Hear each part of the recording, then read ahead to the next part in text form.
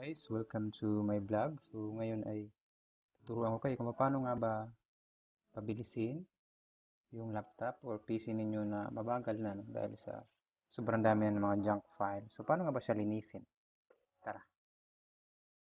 Unang-una, pipindutin nyo lang po ang Windows key and then R.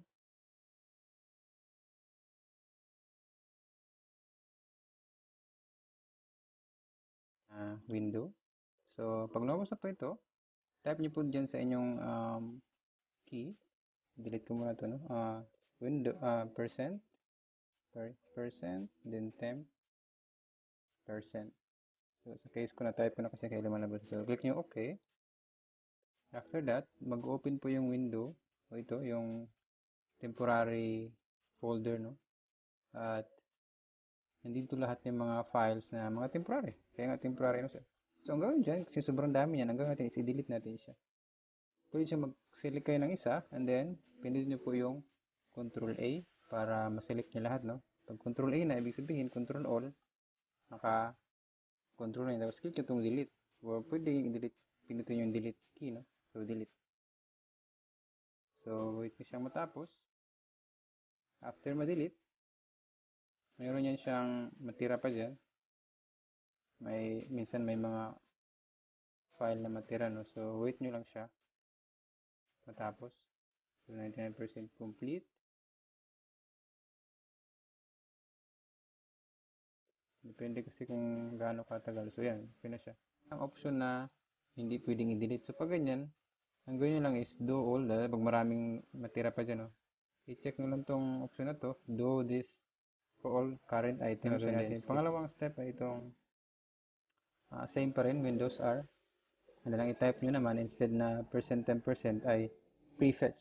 So, ito yung sa mga paraan para malinis din na maigi ang inyong system. Prefetch. Yan, ganyan yung spelling, no? Click nyo OK. Ayun, yung window ng prefetch ay magtanong. Mag-ask. Wala tayong permission. Pero click nyo lang OK para magkaroon ng access tayo. So, continue. Yun. So, itong mga to, mga ano lang talaga to. Every time kasi na mag-open yung laptop niya, talaga meron siyang kumbaga basura na iniiwan. So, ito siya. So, ang gawin niya, same process. Control A. And then, delete. Wait nyo lang siya matapos. Ayan. So, meron siyang option na hindi pwedeng i-delete. So, pag ganyan, ang ganyan lang is do all. Dahil pag maraming natira pa dyan, no?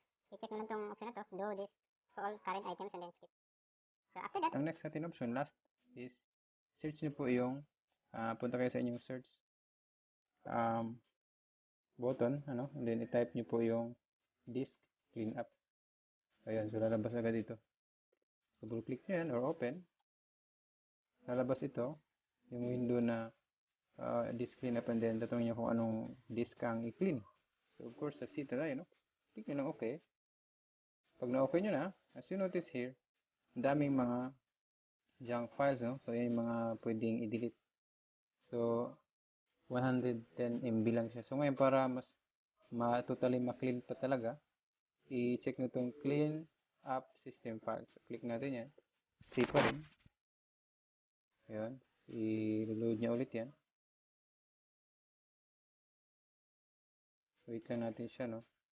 So, pati mga previous Windows installation na na-imbak dyan sa inyong laptop ay madidetect niya at madidelete niya yun. Malaking bagay ito para magkaroon ng space ang inyong Windows computer, lalo higit yung drive C. Kasi doon na nararan yung kung sa ano pa sa simple term, doon yung mga bituka niya. So, yun, wait natin.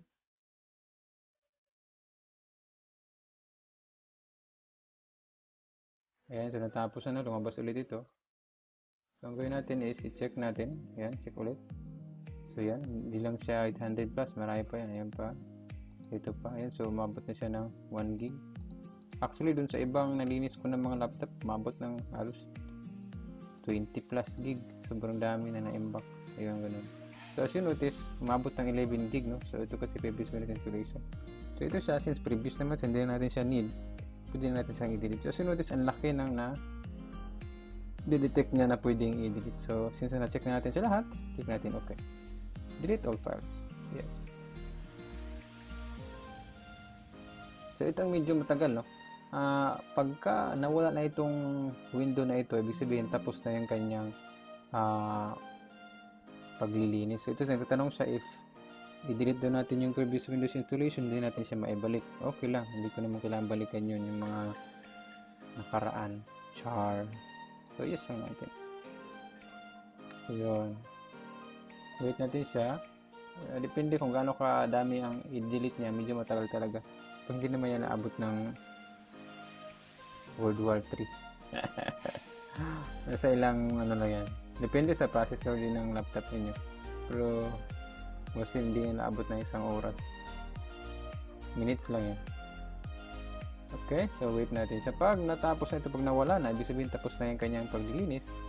Ang gawin natin next is i-empty nyo to. Anyway, kasama niya rin naman sa i-delete yan. Pero for safety o para sure, if sa tingin nyo may laman pa rin yung recycle bin ninyo, i-empty nyo yan siya, no? So yan yun sa pa pala, while waiting dyan, ang gawin nyo guys, punta kayo sa inyong folder, no? File Explorer, and then punta kayo sa inyong this PC.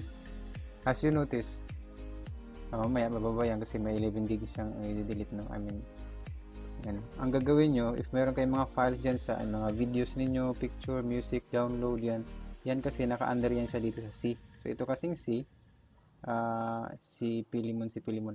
Ito yung OS, no? So pag napuno kasi yan, o sobrang dami na ng mga application na install nyo, may tendency talaga na yan yung nagpapabagal, no? Isa rin sa mga factor yun. At sa pa yung mga files nyo sa desktop, kagaya nito sa akin, no?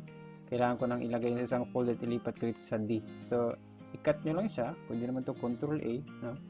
Yan, Control A ko na. After Control A, for example, ayaw nyo na may matira dyan, right click and then cut.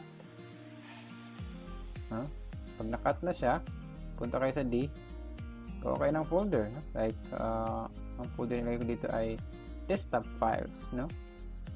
Desktop files. Yan, para wala nang matira doon sa inyong desktop. So ito naman, right click, paste. Pero ang goal lang dito, at least nalinis na natin yung desktop natin, di ba? Yun, so malinis na siya. Refresh.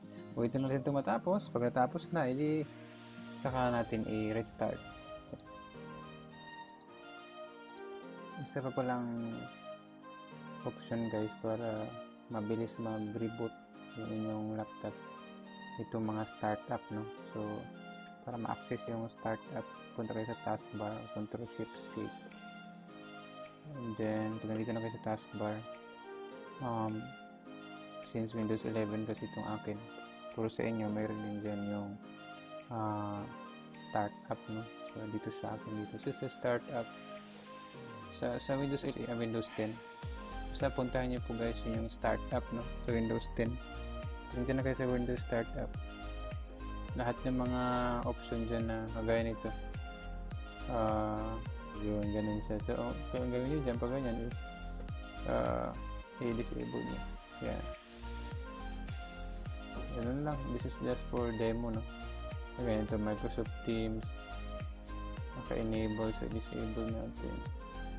Update. Tapos meron din siyang ganun. Grabe, no? So, yun. Ito, Honey Game. Disable din natin yan.